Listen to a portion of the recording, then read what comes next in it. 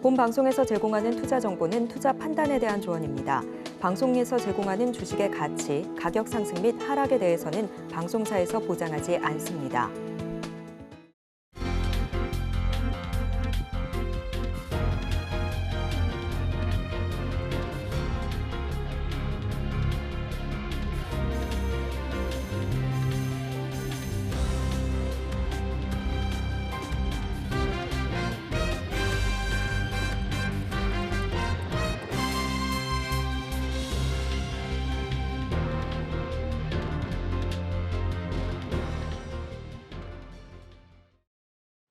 시청자 여러분 안녕하세요. 오늘을 돌아보고 내일을 준비하는 오늘장 내일장 1부 진행의 백선혜입니다.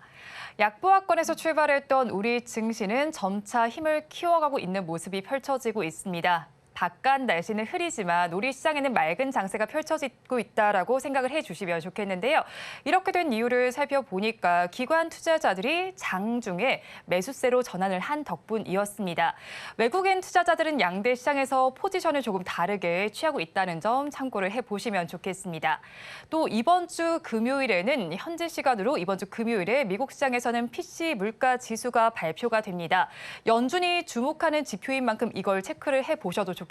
또 다음 달 7일부터는 우리나라에서도 어닝 시즌이 본격적으로 시작됩니다. 함께 저희와 체크를 해보시면 좋겠습니다. 본 방송에서 제공해드리는 정보는 투자 판단을 위한 조언일 뿐 해당 종목의 가치와 수익률을 보장하지는 않습니다. 아울러 서울경제TV와 서울경제신문은 당사의 브랜드입니다. 최근 당사를 사칭하는 피해 사례가 늘어나고 있는 만큼 각별히 주의를 해주시기 바랍니다. 또 저희 방송 유튜브를 통해서도 보실 수 있습니다. 유튜브 검색창에 서울경제TV라고 검색하시면 저희 방송과 함께 하실 수 있으니까요. 실시간으로 댓글 참여도 많이 해주시기 바랍니다. 6월 26일 월요일입니다. 오늘장 내일장 1부는 이 시각 보도본부로 시작하겠습니다. 앞서서 살펴보셨던 헤드라인 중에서 세 가지를 골라서 심층적으로 다뤄보겠습니다. 오늘은 보도국의 이호진 기자와 함께합니다. 어서 오세요. 안녕하세요. 네, 첫 소식부터 알아보도록 하겠습니다.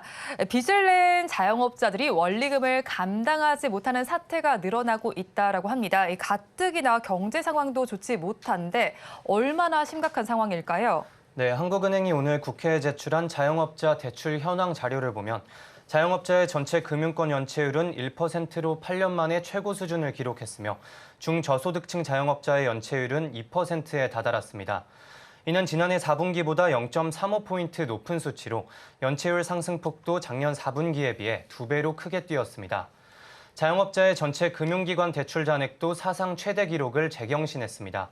자영업자의 전체 금융기관 대출 잔액은 1,033조 7천억 원으로 3분기 연속 1,000조 원을 넘었으며 4개월 사이 13조 9천억 원이 불었습니다. 여기서 더 큰 문제는요. 자영업자의 연체율이 이금융권의 중심으로 오르고 있다라는 겁니다. 어느 정도인가요? 네, 비은행 이금융권 대출 연체율은 더욱 심각한 상황입니다. 1분기 기준 은행권과 비은행권 자영업자 연체율은 각각 0.37%와 2.52%로 지난해 4분기와 비교해 은행권 연체율이 0.11%포인트 오른 반면 비은행권 연체율은 무려 0.92%포인트 급등했습니다. 은행권 연체율은 2019년 1분기 이후 4년 만에, 비은행권 연체율은 2020년 2분기 이후 2년 9개월 만에 가장 높았습니다. 소득별로 보면 저소득층 자영업자의 이금융권 대출이 빠르게 불어나고 있는데 은행권의 문턱을 넘지 못해 더 높은 금리를 감수하고서라도 이금융권에 손을 벌린 영세 자영업자가 많아진 것으로 추정됩니다. 여기에 더해 이와 같은 자영업자 대출 부실 사태가 대출 만기 연장, 상환 유예 등의 금융 지원이 끝나지 않은 상태에서 발생한 만큼 향후 연체 규모에 대한 우려의 목소리도 잇따르고 있습니다. 그런데 우리나라 예금자 보호 한도는 5천만 원이잖아요. 이 한도에도 변화가 찾아올까요? 네, 2001년 이후 23년째 1인당 5천만 원에 묶여있던 국내 예금자 보호 한도 상향에 대한 본격적인 논의가 이루어질 것으로 보입니다. 예보료는 금융기관의 지급 불능 사태에 대비해 예보가 금융사로부터 받아 적립해놓는 돈을 의미합니다. 예금보험공사는 지난 21일과 23일 이틀간 은행연합회와 저축은행중앙회, 생명보험협회, 손해보험협회 등과 예보료율 인상 등과 관련해 연구용역 보고서 결과에 대한 중간보고 및 질의를 받았다고 밝혔습니다. 해당 보고서에는 예금자 보호한도 현행 유지 시 혹은 1억 원 상향 시와 같은 시나리오별 예보료율 변화 등의 내용이 담긴 것으로 알려졌습니다. 예금자 보호 한도를 상향하는 것에 대해서 이제 찬반 의견이 갈릴 것 같은데 어떻게 나타나고 있나요? 네, 우선 정치권과 예금자들 사이에서는 예금자 보호 한도를 1억 원으로 인상해야 한다는 의견이 지배적입니다. 특히 최근 실리콘밸리 은행과 같은 해외 은행들의 뱅크런 상황을 겪으며 예금자 보호 한도를 높여야 한다는 목소리에 더욱 힘이 실리고 있습니다. 반면 금융권은 예금자 보호 한도 상향을 부담스러워하는 분위기입니다. 예보료 인상 부담이 예금금리 인하 및 대출금리 인상 등으로 소비자에게 전가될 수 있고 한도 동일 인상 시 금리 매력이 있는 저축은행으로의 자금 쏠림이 일어날 수 있어 검토에 신중해야 한다는 의견입니다. 금융당국과 예보는 해당 연구 용역 보고서를 기반으로 오는 8월까지 제도 개선 최종안을 준비하겠다는 계획입니다. 마지막 소식 살펴보겠습니다. 서울 집값 상위 3곳 하면 강남 3구를 떠올리게 되잖아요. 그런데 여기 구도에 변화가 생기게 된다고요? 네, 용산구가 송파구와의 집값 차이를 빠르게 좁히고 있습니다. 오늘 부동산 R114에 따르면 지난달 서울에서 3.3제곱미터당 아파트 평균 매매가가 가장 비싼 곳은 서초구, 강남구, 송파구 순이었지만 용산구와 송파구 간 차이가 56만 원으로 113개월 만에 가장 작았습니다. 지난 2021년 11월부터 올해 5월까지 송파구 집값은 3.3제곱미터당 617만 원 하락해 서울에서 하락폭이 두 번째로 컸지만 용산구는 115만 원 올라 상승폭이 서울에서 가장 컸습니다. 용산구 집값 상승에는 국제업무지구, 광역급행철도 노선 등 개발 사업이 영향을 미쳤다는 의견이 나옵니다. 여기에 더해 용산국제업무지구 부지에 방탄소년단 소속사인 하이브 건물, 현대자동차 등 대기업이 들어서는 것 또한 집값 상승 요인으로 꼽힙니다. 네, 오늘 이 시각 보도본부에서는 자영업자 채무부터 서울 집값 구도 변화 소식까지 전해드렸습니다. 지금까지 보도국의 이호진 기자와 함께했습니다. 오늘 말씀 고맙습니다. 감사합니다. 이 시각 오후 주요 공시를 전해드리는 시간입니다. 스피드 뉴스앤 공시 김혜연 캐스터가 준비하고 있습니다. 스피드 뉴스앤공시 김혜연입니다. 주말 사이 정말 여러 가지 뉴스들이 나왔었죠. 이 러시아 내 무장 반란 사태가 주말 사이에 일단락이 되었고요. 또 중화권 증시는 연휴 기간 소비가 예상보다 약세를 보이게 되면서 이 중국 경기가 회복 모멘텀을 잃은 것 아니냐 하는 우려의 목소리도 나오고 있습니다. 우리 시장은 지난주 이 코스피 지수가 2,600포인트를 내어주게 되면서 숨고르기 장에 진입을 한 가운데 다음 달 7일 이 삼성전자를 필두로 기업들의 이 4분기 실적 시즌을 앞두고 있기 때문에 개별 종목 장세가 전망되고 있습니다. 그렇다면 오늘 장 살펴볼 만한 주요 공시들도 함께 살펴보도록 하겠습니다. 첫 번째 SK바이오팜 공시부터 살펴보도록 하겠습니다. SK바이오팜은 미국 현지 법인 SK라이프사이언스의 474억 원 규모의 뇌전증 치료제 세노바메이트 공급 계약을 체결했다라는 공시가 나왔습니다. 이는 지난해 매출액 대비 19.3%에 해당하는 규모이고요. 계약 기간은 오는 12월 29일까지라고 합니다. 이번 공급 계약을 통해서 해당 의약품은 미국 시장에 공급되게 됩니다. 네, 이어서 LIG 넥스원의 공시도 살펴보도록 하겠습니다. 약 3,500억 원 규모의 함정 탑재 유도탄을 방위사업청에 공급하는 계약을 체결했다라는 공시가 나왔습니다. LIG 넥스원은 함대함 유도탄 5차 양산 사업과 관련해서 2,205억 원어치의 유도탄을 공급한다라고 하죠. 업계에 따르면 공시에서 언급된 이 함대함 미사일은 해성 유도탄이라고 합니다. 또한 LIG 넥스원은 별도 공시를 통해서 유도무기 2차 양산 사업과 관련해서 1,334억 원어치의 유도탄을 방사청에 공급하는 계약을 체결했다라는 내용도 덧붙였습니다. 이어서 하나시스템도 살펴보도록 하겠습니다. 하나시스템이 오늘 이사회를 열고 2,213억 원 규모의 구미 신사업장 건설 투자를 결정했다라고 공시했습니다. 하나시스템은 2025년 말까지 설계 및 공사비 2,116억 원과 이전 비용 97억 원을 들여서 신사업장을 짓는다라고 하는데요. 투자 기간은 오는 2025년 12월 31일까지라고 합니다. 이는 옛 하나 구미 공장 부지에 2025년 말까지 신사업장을 건설하고 2026년부터 사업장을 이전한다라는 방침이라고 덧붙였습니다. 네, 마지막으로 삼성카드 살펴보도록 하겠습니다. 카드론 연체자를 대상으로 하는 카드사의 대환대출 잔액이 1년 사이에 34% 이상 급증을 보였다라는 보도가 나왔습니다. 이용자 대부분이 중저신용자이고 카드사들이 카드론 금리 상향, 저신용자 대출 차단에 나서고 있기 때문에 이들의 대출 부실 우려가 커지고 있다라고 합니다. 26일 여신금융협회에 따르면 지난 5월 삼성카드를 포함한 국내 8개 신용카드사의 카드 대환대출 잔액이 1조 3,172억 원으로 집계됐고요. 이는 전년 동월 대비해서 34.1% 증가한 수치라고 합니다. 카드사들은 이 같은 상황을 두고 이 대환대출의 증가는 연체 위기에 몰려서 대출을 갈아탄 이 취약 고객이 늘어났다라는 뜻이라면서 차주들의 부실이 증가할 수 있다라고 우려를 했고요. 또 이와 관련해서 모니터링을 더욱더 강화하는 중이라고 이야기 덧붙였습니다. 네, 이렇게 오늘장 주요 공시들 살펴봤고요. 지금까지 스피드 뉴스앤공시 김혜연이었습니다.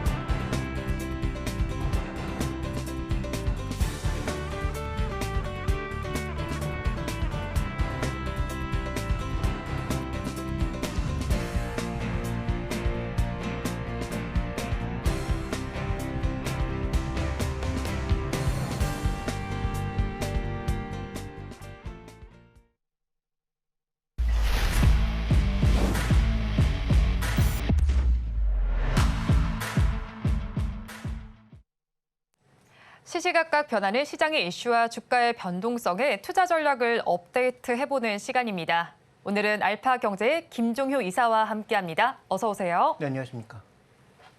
네, 이사님과 이야기 나눠볼 오늘의 핫 이슈 먼저 체크를 해보도록 하겠습니다. 화면을 통해서 보시죠.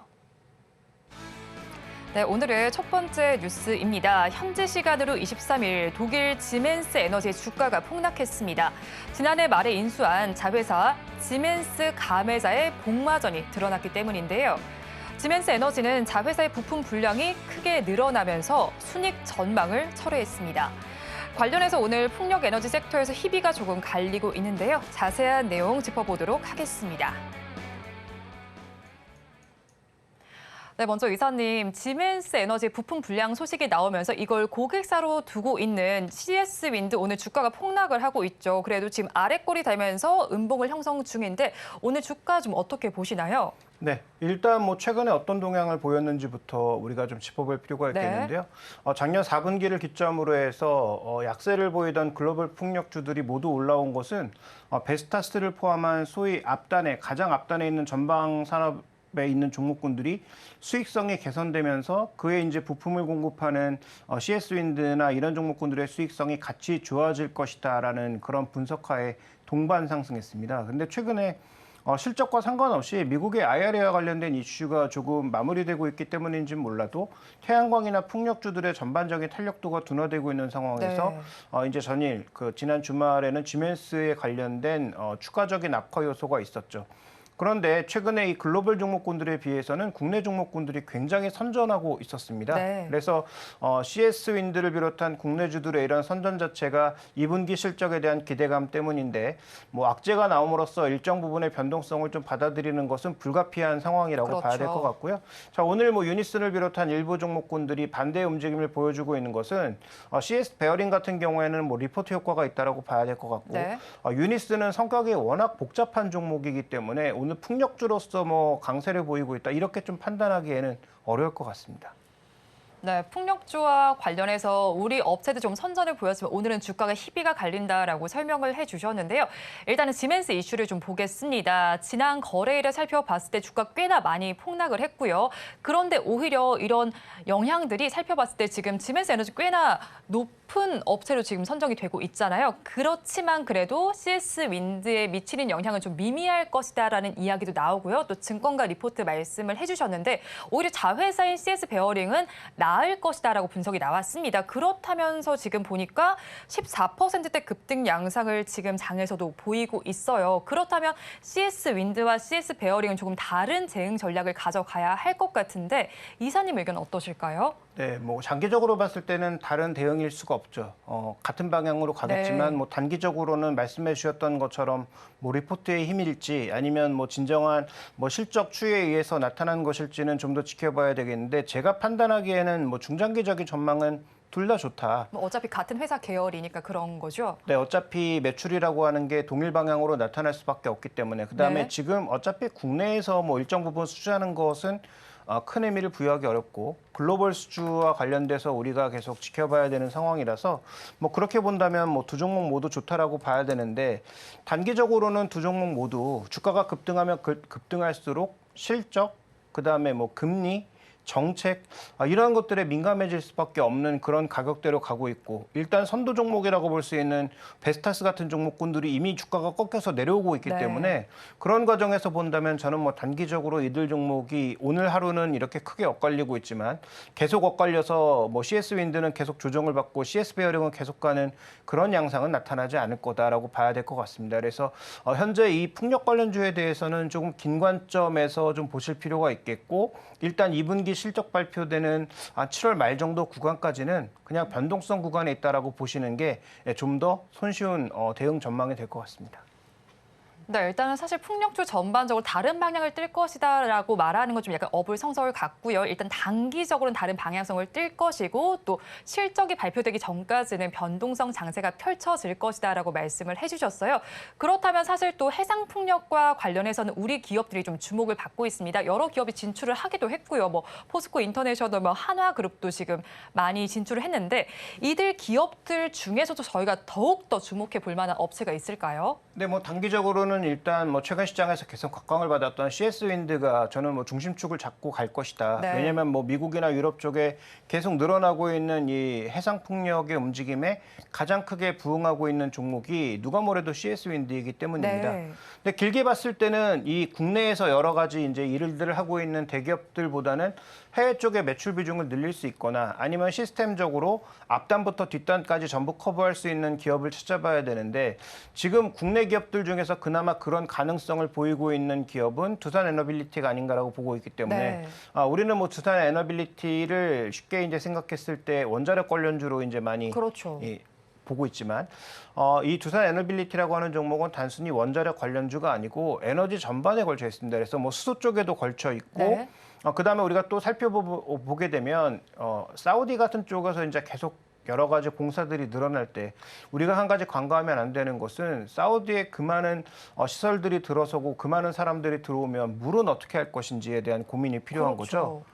그러면 해수 담수화 설비, 과거에 두산 에너빌리티의 주가를 이끌던 것은 원자력도 있었지만 해수 담수화 설비 같은 것도 굉장히 우리가 네. 모멘텀을 줬단 말이죠. 그런 측면도 볼 필요가 있겠고 또 이 기업이 뭐 풍력 터빈을 포함해서 에너지 관련 여러 가지 터빈들도 또 복합 생산하고 있다라는 관점에서 봤을 때 두산 에너빌리티가 이 풍력 쪽에서도 좀 더 범위를 넓혀서 여러 부품을 수주해서 종합적으로 뭔가 갈 수 있는 하나의 큰 그림을 만들고 있다라는 측면에서 봤을 때는 저는 장기적인 그림에서 두산 에너빌리티의 네. 어떤 풍력 쪽에 있어서의 한 단계 업그레이드 가능성을 두면서 한번 보시는 것도 장기적으로는 의미가 있을 것 같습니다.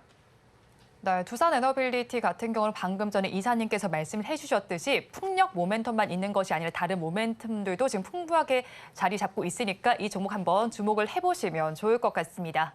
이어서 다음 이슈를 화면을 통해서 살펴보도록 하겠습니다. 네, 요즘에 유상증자 이슈가 속속들이 나오고 있죠. CJ, CGV에 이어서 SK이노베이션까지 유상증자를 하겠다는 공시를 내놨습니다. 유상증자를 통해서 1조 원 규모의 자금을 확보하겠다는 건데요. 대기업들이 유상증자를 발표하면서 지분가치 희석에 대한 우려가 제기되고 있습니다. SK이노베이션과 CJCGV 주가가 힘을 받지 못하고 있는데요. 관련된 내용 자세하게 짚어보겠습니다. 먼저 이사님과 이야기 나눠볼 부분이 대기업들의 시가총액 변화를 좀 알고 싶습니다. 지금 연초와 비교했을 때 지금 시점에서 시가총액 어떤지 한번 쭉 짚어주시겠어요? 네, 지금 뭐 그림에서 나오고 있는 네. 것처럼 신재생 에너지 쪽으로 적극적으로 진출하고 있는 기업들, 그다음에 신사업이 날개를 달고 있는 하나그룹, 이 정도가 이제 두각을 나타내면서 가고 있는 상황이고요. 뭐 SK그룹도 뭐 상대적으로 나은 양상입니다만 SK그룹은 주가가 이제 빠진 걸 생각해 봤을 네. 때, 그다음에 최근에 하이닉스 좀 오른 부분을 고려해 봤을 때 하이닉스 효과라고 봐야 될 것으로 판단하고 있고, 네. 뭐 자동차야 실적이 좋으니까 당연히 저렇게 그렇죠. 움직이고 네. 있는 거고요. 그 외 나머지 기업들은 전체적으로 좋지가 않은 양상입니다. 그런데 CJ 같은 경우에는 최근에 유상증자에 따른 관련된 종목군들이 동반 하락하면서 전체적으로 좀 약세를 보여주고 있는데, 그 연초부터 움직이고 있는 이런 대형 그룹들의 움직임 속에서 눈에 띄는 것은 구조적인 성장을 밟고 있는 기업들은 증시보다 더 많이 올랐고, 네. 구조적으로 오히려 좀 한 발 뒤로 물러서고 있는 그런 기업에 대해서는 시장의 수익률보다 크게 못 미치는 그런 양상이 벌어지고 있다. 그래서 중국에 기대고 있거나 유통 쪽이거나 아니면 최근 들어서 실적이 급격하게 떨어지면서 물량까지 늘어나고 있는 그런 기업들은 뭐 시장 수익률을 크게 하회했고요. 네. 반대로 이제 뭐 구조적인 성장을 가고 있는 기업들은 밸류 논란이 일부 있음에도 불구하고 상당히 이제 견조하게 버티고 있는 모습이어서 이렇게 대기업별로 봤을 때는 구조적인 변화에 따라서 시가총액도 크게 차이가 나고 있다, 이렇게 봐야 될 것 같습니다. 네, 대기업들의 구조적인 변화 요소를 계속 체크를 해보시면 좋겠는데요. 방금 전에 말씀해 주실 때 유상증자 이슈를 말씀을 해주셨잖아요. 그렇게 되면서 사실 SK이노베이션 같은 경우에는 지금 살펴보면 1조 원 규모죠. 유상증자 내용을 발표하면서 지금 급락을 했습니다. 그런데 증권가에서는 또 이게 단기 급락에 그칠 수도 있다라는 분석도 나오고 있긴 한데 이사님께서는 어떻게 보시나요? 근데 아직 뭐 기간이 좀 남아 있습니다. 뭐 네. 9월 달에 일단 들어오는 것이기 때문에 좀 시간은 남아 있다라고 보여지지만 저 가격 자체가 일단 1차적으로는 가장 눈에 띄죠. 그렇죠. 현재 지금 주가 대비해서 20% 할인해서 발행했다라는 것, 일반적으로 그게 맞는데요. 네. 유상증자할 경우에 기본적인 주가에서 할인해서 발행하는 것이 맞기는 한데, 우리가 SK이노베이션이라고 하면 아직 분리되어 있긴 하지만 SK온이라고 하는 회사의 성장성을 봤을 때 이렇게 낮게 발행해야 되나? 라는 네. 어떤 그런 반문을 던질 수가 있고요. 그렇죠. 두 번째로 이 내용 안에서 이제 가장 눈에 띄는 내용은 30%는 차환을 위해서 네. 유상증자를 한다는 거죠. 그러면 돈이 없는 회사가 아닌데 기본적으로 자신들이 갖고 있는 자산도 있고 그다음에 돈도 가지고 있는데 30%를 돈을 갚는데, 그러니까 네. 기존에 갖고 있는 부채를 갚는데 유상증자로 해서 돈을 쓴다. 그러니까 타인 자본을 빌려서 그러니까 자기 자본화를 시켜서 타인 자본을 갚는다. 이거 굉장히 좀 이상한 부분입니다. 네. 해석해 보자면 뭐 여러 가지 해석이 가능하겠지만 제가 이제 가장 먼저 눈에 떠오르는 것은 이제는 이자 비용 내기도 아까울 수 있거나 네. 아니면 이자 비용마저도 줄여야 될 정도로 본업의 회복의 속도가 느릴 수도 있다는 두 가지 해석이 모두 가능한 거죠.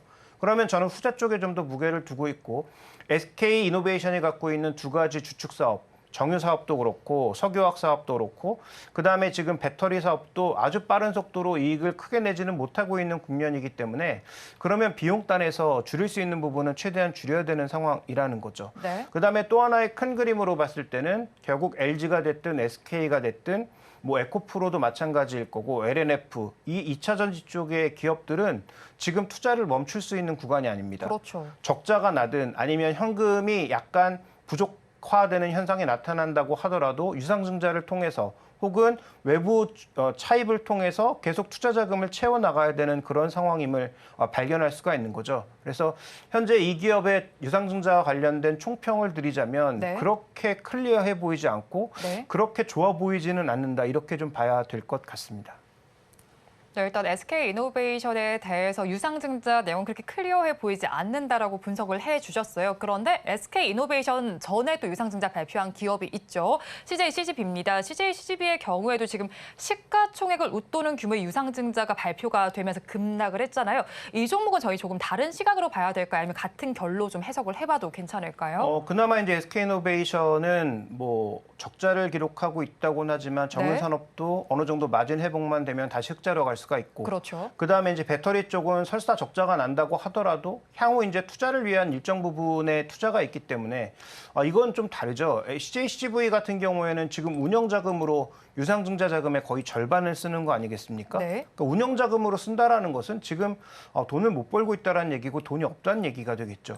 그래서 3분기가 여러 가지 대작들이 나오고 그나마 영화관으로 사람들을 좀 끌어올 수 있는 여러 가지 그 요소들이 있는데 만약에 3분기 실적에 양적, 질적 성장이 동반하지 않는다면 저는 뭐 주가의 반등이 오더라도 추세적 반등이 오기보다는 일시적 반등에 그칠 가능성이 높다라고 봐야 될 것 같고 네. 그러면 이 종목에 있어서 지금 당장 단기적으로 주가가 많이 빠졌다는 거 외에는 뭔가 메리트를 줄 만한 요소가 전혀 없는 상황인 거죠. 좀 부정적인 상황이네요. 그렇습니다. 그래서 CJ-CGV에 대해서는 뭐 여기서 주가가 뭐 더 빠질지 여부는 잘 알 수 없으나 탄력적으로 올라가기에는 여러 가지 부족 요소들이 많이 있기 때문에 네. 3분기 실적에서 말씀드렸던 양적, 질적 요소가 크게 개선되는 것을 발견하지 못한다면 단기 반등 시에 오히려 비중을 축소하는 것이 좀 더 좋은 전략이 될 것으로 판단하고 있고요.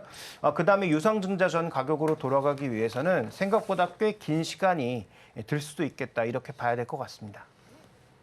네, 그럼 주가 측면을 한번 살펴보면 좋겠습니다. 지금 15년 만에 10,000원 선을 하회를 하고 있잖아요. 그럼 가지고 계신 분들께서는 어떻게 대응을 하면 좋을지도 궁금하고 지금 시점이 오히려 또 저가 매수의 기회로 될 수도 있겠다라는 생각도 들기도 하거든요. 이사님께서는 어떠신가요? 뭐 단기 트레이딩 관점에서는 저가 매수가 될 수도 네. 있겠죠. 그런데 그건 트레이딩에 그쳐야 된다라고 판단하고 있고요. 그다음에 이제 밸류라고 하는 것은 그 회사의 구조적인 흐름이 바뀌게 되면 자연스럽게 내려오게 되는 겁니다. 그렇죠. 그래서 앞으로는 10,000원 선이 뭐 저항선으로 바뀔 가능성도 전혀 배제할 수가 없기 때문에 네. 물론 지금 뭐 10,000원에서 그렇게 큰 가격이 떨어져 있지 않아서 언제든지 돌파할 수 있지만 만약에 10,000원권을 넘었다가 계속 거기서 밀려 내려오는 것이 반복되게 되면 그게 네. 나중에 중요한 저항선으로 그럴 수 있겠네요. 바뀔 수도 있거든요. 그래서 그런 관점에서 이 종목에 대해서는 저는 이제 뭐 뒤늦게 뭐 이렇게 급락이 나온 이후에 추격 매도하는 것도 별로 좋은 전략이라고 생각하지는 않는데 네. 다만 중요한 것은 여기서 신규 매수를 고민한다든지 아니면 추가 매수를 고민하는 것은 적절하지 않다는 걸 말씀드리고 싶은 거죠. 그래서 기존에 보유하신 분들은 반등을 이용해서 좀 비중을 줄이실 것을 말씀드리고 싶고요. 그다음에 이 종목이 만약에 3분기, 4분기에도 말씀드렸던 양적, 질적 회복이 없다면 네. 그러면 주가의 전반적인 레벨은 낮아질 수밖에 없습니다. 그래서 저는 OTT보다는 사람들이 왜 극장으로 안 가고 있는지에 대한 고찰이 좀 더 필요하다. 근데 그렇겠네요. 그것이 네. OTT 때문만은 아닌 것 같다. 뭐 가격적인 요소도 있을 그렇죠. 거고 많이 비싸졌잖아요. 그렇죠. 여러 가지 요소들이 복합적으로 작용하고 있기 때문에 뭐 그렇게 본다면 구조적으로 국장에 안 가는 그런 형태로 바뀌었을 때 과연 우리가 이 종목을 좀 어떻게 봐야 될지 또 하나는 CJ그룹의 이해할 수 없는 낮은 이익률. 네. 그래서 CJ그룹은 전반적으로 지금 모든 기업들의 이익률이 다 낮습니다. 그게 뭐 비용 구조가 잘못됐기 때문인지 돈이 어디로 새기 때문인지 모르겠지만 그래서 최근 들어서 이재현 회장의 그 높은 연봉에 대해서 여러 가지 얘기들이 좀 많이 네. 나오고 있는데요. 그런 비용 구조를 바꾸는 구조적 이 해결이 나오지 않는 이상 이 종목에 대해서는 적어도 신규 투자, 추가 투자는 자제하시는 게 저는 좋다라고 보고 있습니다. 네, CJ, CGV 같은 경우에는 가지고 계신 분들께서는 일단 반등을 이용해서 정리해보는 것을 추천해 주셨고 신규 접근도 조금 조심스럽게 말씀을 해주셨습니다. 그렇다면 오늘 풍력 관련된 내용도 다뤄봤고요. 또 대기업들의 유상증자 이슈도 다뤄봤는데요. 이사님께서는 탑픽 종목 어디서 가져오셨을까요? 네, 저는 그래서 유상증자를 하지 않을 종목을 한번 고민해봐야 하지 되지 않을 않느냐. 종목으로요? 네. 그러니까 구조적으로 성장하고 있는데 유상증자를 하지 않아도 되는 종목이 하나 있습니다. 어떤 건가요? 바로 LG화학인데요. LG화학은 지난번에도 잠깐 소개시켜드린 적이 있지만 네. 일단 회사에서 구조조정을 지금 고민하고 있습니다. 지금 돈을 못 벌고 있는 게 아닌데 네. 구조적으로 지금 안 좋아지고 있는 사업을 더 줄여서 성장하는 산업 쪽으로 더 이동하려고 하는 그런 적극적인 행보를 보여주고 있죠. 이게 일단 긍정적인 요소고요. 네. 아직까지 확실해지진 않았습니다만 지난번에 LG 에너지 솔루션의 주가가 떨어질 때 가장 중요한 이슈가 2% 정도 지분 판다는 얘기가 나오면서 주가가 떨어졌죠. 네. 근데 저는 뭐 이게 상장할 때부터 주장했던 내용입니다만 LG 디스플레이의 지난 10년간의 그 눈물의 역사를 아신다면 LG화학이 그 전체 투자자들한테 욕을 먹으면서 억지로 LG 에너지솔루션을 상장할 이유는 저는 분명하다. 네. LG 디스플레이가 10년간 투자를 하면서 유상증자도 하고 여기저기서 돈 빌리면서 중국과의 경쟁 과정에서 계속 주가가 밀릴 수밖에 없었던 눈물의 역사가 있거든요. 네. 그거를 다시 밟지 않기 위해서 충분한 투자금을 마련하기 위해서 전체적으로 욕을 그렇게 먹으면서도 결국은 분리 상장을 했다는 거죠. 그렇죠. 물적 분할을 했다는 거죠. 그러면 지금 80% 지분 들고 있는 LG화학이 LG 엔솔 지분을 계속 들고 간다?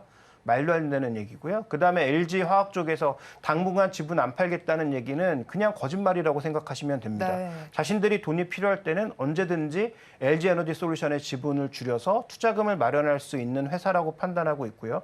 그다음에 이 종목은 역으로 뒤집어서 지금 LG에너지솔루션의 지분 가치를 제대로 반영도 못하고 있습니다. 네. 그러니까 그런 관점에서 봤을 때 자산 가치 대비해서도 저평가되어 있고 그다음에 언제든지 돈이 필요하면 지분을 팔아서 돈을 마련할 수 있는 회사라는 점에서 그다음에 구조조정을 통해서 더 구조적인 성장을 이끌어가고 있다는 점에서 저는 LG화학을 목표 가격 한 90만 원 정도로 보고 있고요. 네. 그 가격도 굉장히 보수적으로 본 가격이라는 거죠. 더 오를 수도 있다라는 거네요. 왜냐하면 네. 지금 현재 구간에서 이 종목의 시총이 50조 정도밖에 되지 않는데 네. 지금 LG엔솔 지분을 다 팔면 80조가 넘거든요. 네. 그러면 그것만 생각해 봤을 때도 이 기업의 지금 주가는 말이 안 되는 거고요. 그러네요. 그다음에 이제 전구체 쪽에서도 저는 그 고려아연과 더불어서 LG화학이 이끌어 나가고 있는 전구체 회사가 아마 가장 잘하지 않을까라는 기대감도 가지고 있기 때문에 네. 첨단 소재 쪽에서도 앞으로 수익성을 좋게 가져갈 만한 여력이 있다라고 판단하고 있어서 이 종목은 굉장히 이제 공격적인 목표 주가를 설정할 수 있을 것 같고 그다음에 뭐 손절 가격은 별 의미가 없지만 뭐 최근에 기록했던 단기 저점 부근인 66만 원 정도 매수 가격은 현재 가격대 내외에서 5% 플러스 마이너스 정도 구간에서 매수를 하시면 좋지 않을까 이렇게 보고 있습니다. 네, 이사님께서 LG화학 짚어주셨으니까요. 한번 관심 가져보셔도 좋겠습니다. 지금까지 알파경제 김종효 이사와 오늘 이 시간 함께했습니다. 오늘 말씀도 고맙습니다.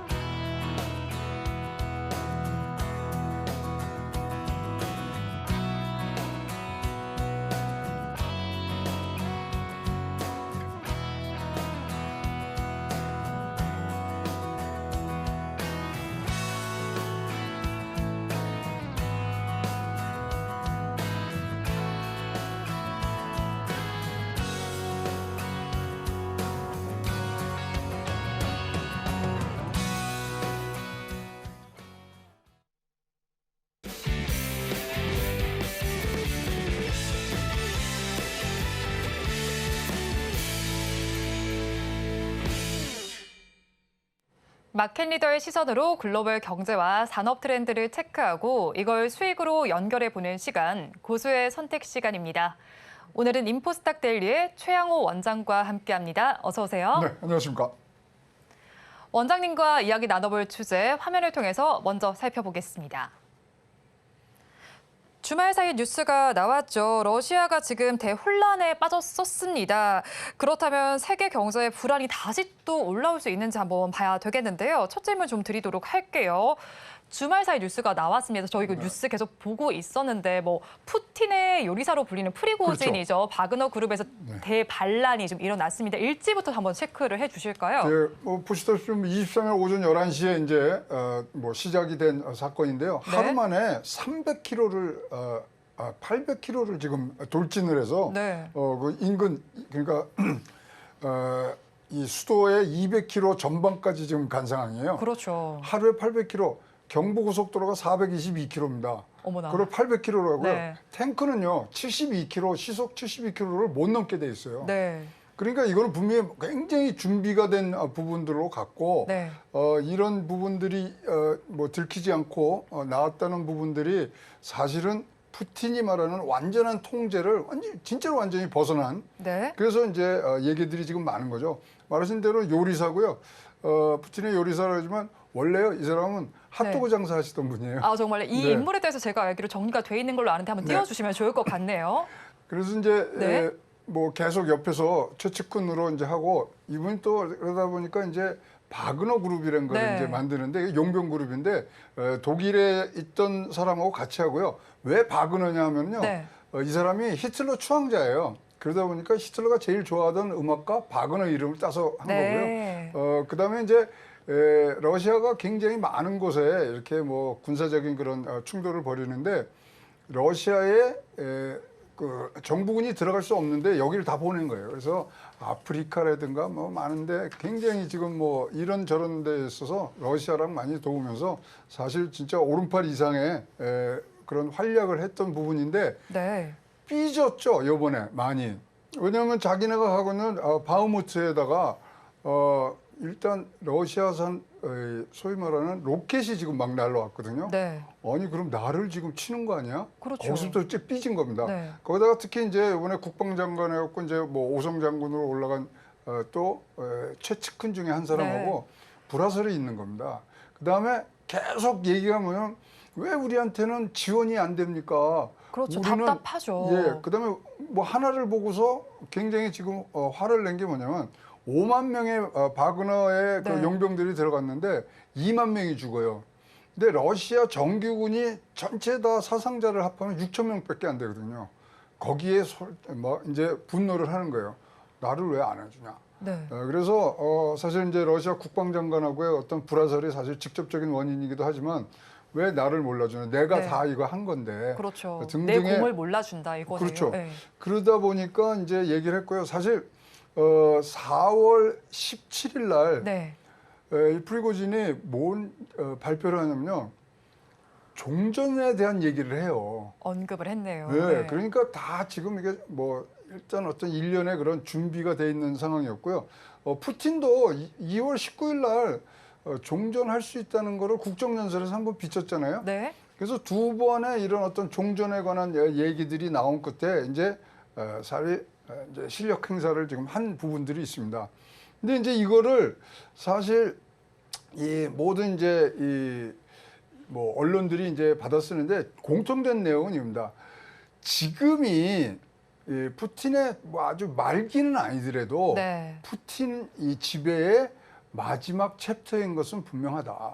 이걸로 뭐 꺾이냐 마냐 이제 많은 이제 언론들이 이제 나와서 하지만 사실 1991년도에 네. KGB 완전히 자기의 아주 뭐 호위 부대 아닙니까? 그렇죠. 거기서 쿠데타를 시도한 적이 있어요.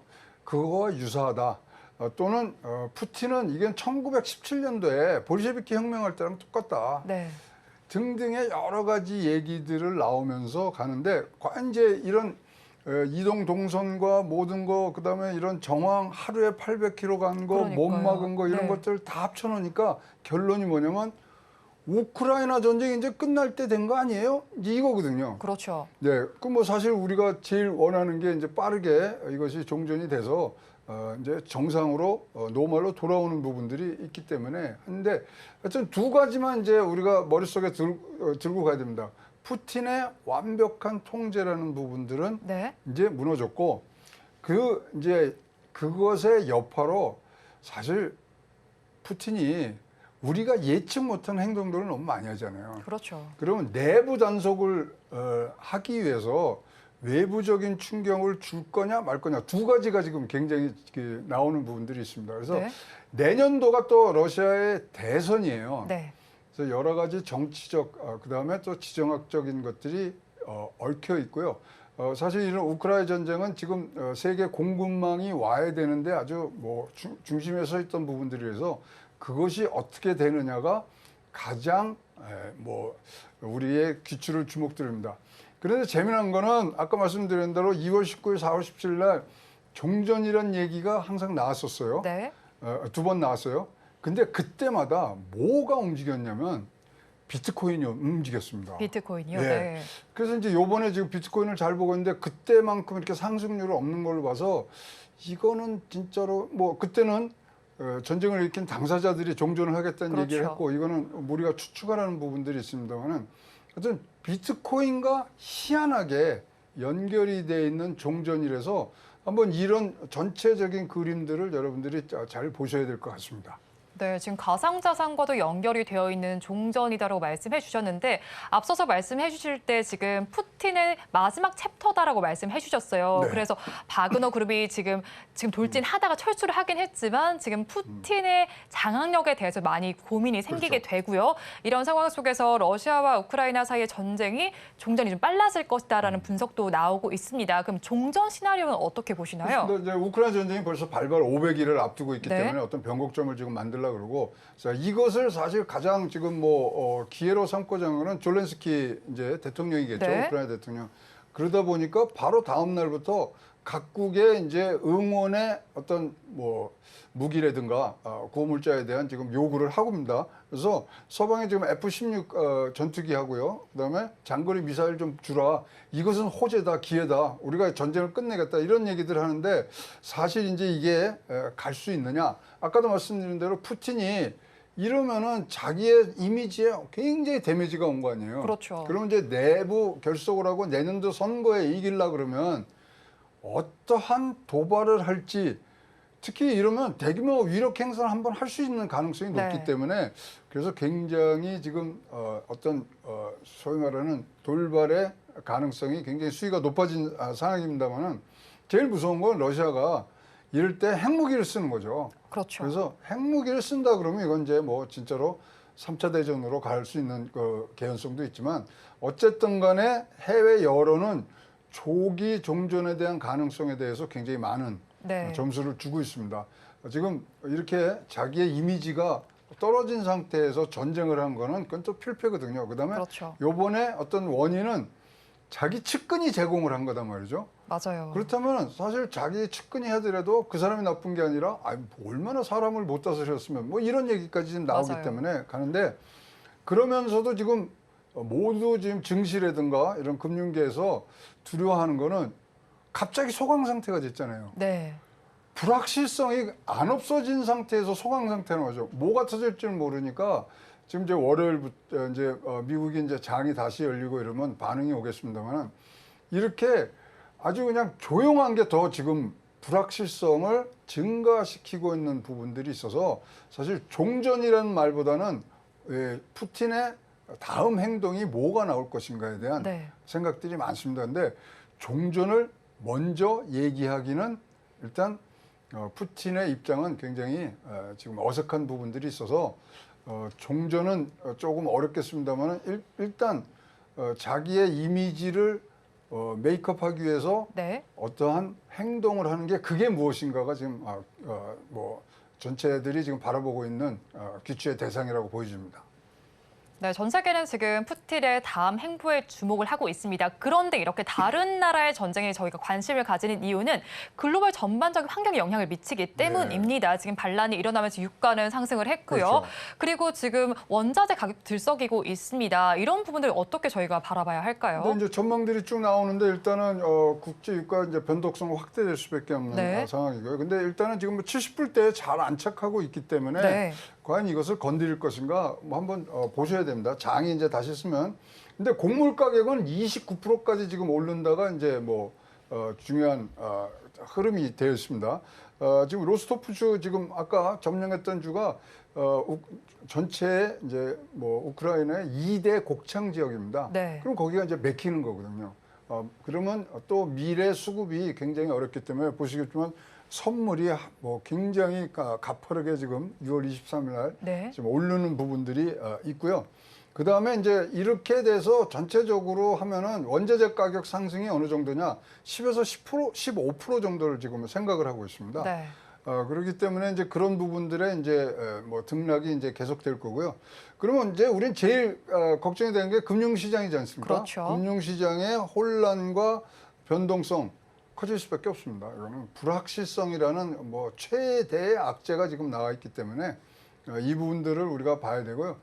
그럼에도 불구하고 미국 국채, 그다음에 달러, 그리고 금, 엔화 네. 매수세가 굉장히 주말을 통해서 증가된 부분들이 있기 때문에 이거는 그러면 이게 안전 선호인데 네, 안전자산 선호 심리인 거잖아요. 그런 부분들로 지금 돌아가는 부분이 있고요.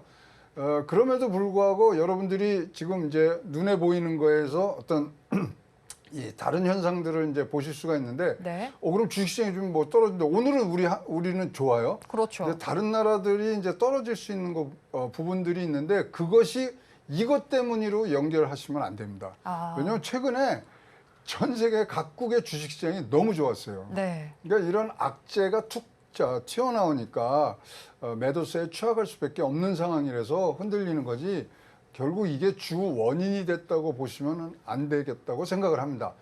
그래서 전체적으로 보면 지금 제한적일 수도 있고 뭐 아닐 수도 있지만 이 사태가 과연 2, 3일 내에 진정이 될 거냐? 네. 진정이 됐다고 봐야죠. 왜냐하면 그렇죠. 뭐 벨라루스 네. 대통령이 이제 뭐 다 뭐 이렇게 중재를 잘했고, 지금 뭐 미국 첩보기관들에서 얘기는 벌써 이거를 일으킨 주범은 아프리카에 가 있을 거다. 아프리카에서 용병 생활을 굉장히 많이 했거든요. 네. 그걸로 가 있을 거다. 그러면 이제 안정화된 거거든요, 일단은.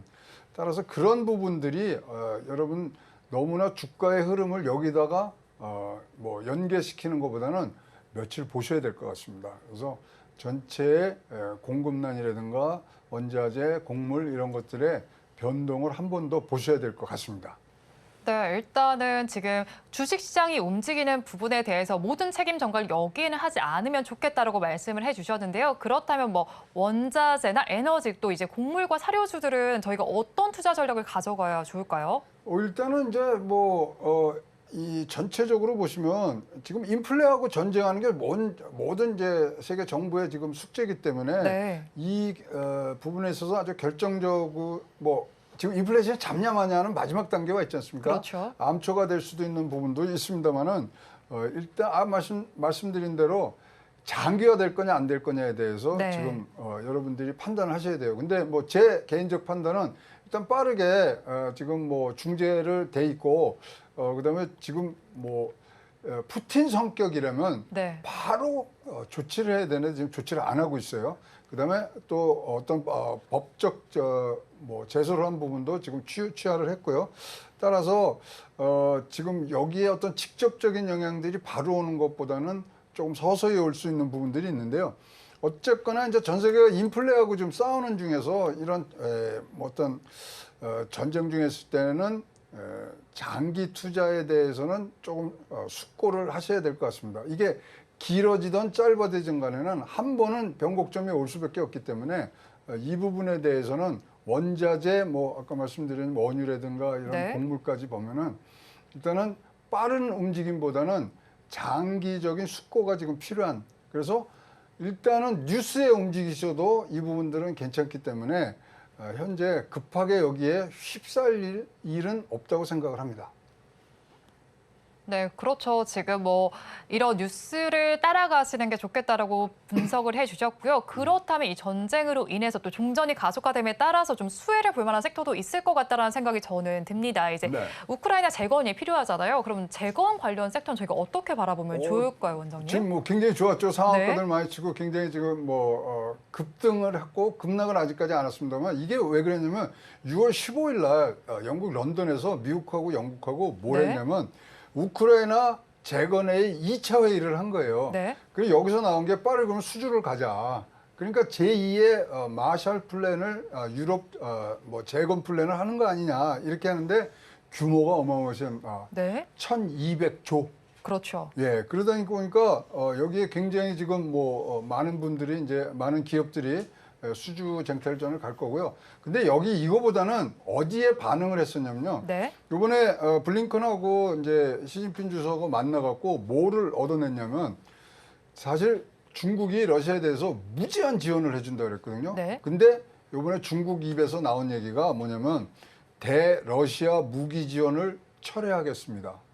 요게 나왔거든요. 엄청난 발언이네요. 예, 엄청난 발언이 나기 때문에 이게 굉장히 지금 뭐 많은 지금 뭐 호응을 얻고 있는 상황이라서 이 부분들이 바로 그러면 재건으로 넘어갈 수 있는 지금 눈이 보이기 때문에 지금 재건주들이 굉장히 지금 강세를 놓고 있습니다. 그러나 지금 일각에서는 이런 생각이 있습니다. 구체적인 성과가 하나도 없잖아요. 네. 언제 끝날지도 모르고. 그래서 너무 테마주적인 그런 성격이 너무 짙다. 네. 그렇다면 급등 급락이 이제 가능해지는 그런 시장이기 때문에 잘 보셔야 되고요. 이런 전체적으로 봐서 본격적인 수주 진행 이후에 투자를 하시면 좋은데 미국 발로 네. 미국 월가의 전문가들하고 잠깐 제가 통화를 했는데 네. 뭐를 기준으로 해서 좀 투자를 했으면 좋겠냐 그랬더니 딱 한마디 해주더라고요. 어떤 말인가요? 루블화의 환율에 따라서 일단은 방향성을 봐라. 네. 지금 루블화의 강세냐 절세냐 그다음에 크림 전쟁 때 최고치에 올라온 거에 지금 아직 못 미치고 있는 부분 여러 가지를 봤을 때 루블화가 환율이 올라가는 부분들로 가면 네. 일단 투자를 한번 해보자. 그런 부분들이 지금 있어서 뭐 저한테는 개인적으로 팁을 준 게 루블화 환율을 좀 자세히 보고 있어라. 그래야 방향성이 나올 거다. 네. 뭐 그건 맞습니다. 그럼 루블화가 이제 환율이 높아지는 건 루블화가 이제 약해진다는 거 아닙니까? 그렇다면 러시아의 지금 뭐 경제가 그렇게 그닥 좋지 않은 부분들이 되기 때문에 그럼 종전이 빨리 올 수 있는 네. 그런 것들을 이제 내포하고 있는 것 같습니다만 그래서 루블화의 환율의 동향가 최고점을 한번 넘어주면은 굉장히 선호할 수 있는 그런 투자 전략이 가능하고요. 거기다 아까 말씀드린 종전이라는 이 키워드가 나오면 네. 꼭 암호화폐가 움직였다는 거를 여러분들이 혼합해서 사용하시면 굉장히 좋을 것 같습니다. 네, 루블화의 가치를 바라보시면 좋겠습니다. 지금까지 인포스닥 델리의 최양호 원장과 함께했습니다. 오늘 말씀 고맙습니다. 네. 오늘장 내일장 1부 마칠 시간이 됐습니다. 저희는 잠시 후 2부로 돌아오겠습니다.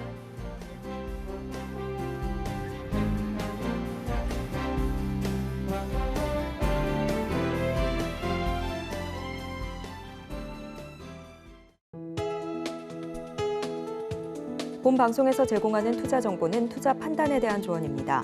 방송에서 제공하는 주식의 가치, 가격 상승 및 하락에 대해서는 방송사에서 보장하지 않습니다.